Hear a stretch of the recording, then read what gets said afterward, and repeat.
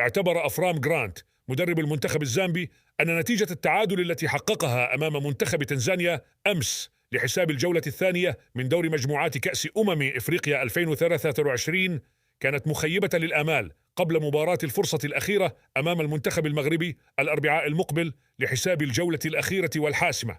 وقال مدرب منتخب زامبيا خلال الندوة الصحفية التي تلت مواجهة تنزانيا أمس إنه يتمنى أن يظهر لاعبوه الأربعاء المقبل بنفس الروح والعزيمة التي أبانوا عنها في مباراة الأمس، مردفا: لست راضيا عن التعادل، لكن علينا أيضا استحضار ظروف المباراة.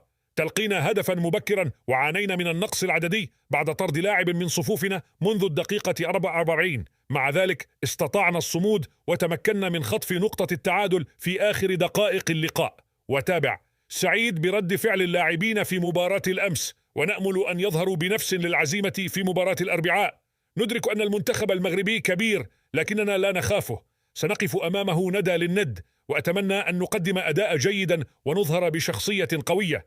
جديد بالذكر أن المنتخب الزامبي يتقاسم المركز الثاني مع الكونغو الديمقراطية بنقطتين في ترتيب المجموعة السادسة التي يتصدرها المنتخب المغربي ب4 نقاط، بينما تحتل تنزانيا المركز الأخير بنقطة وحيدة.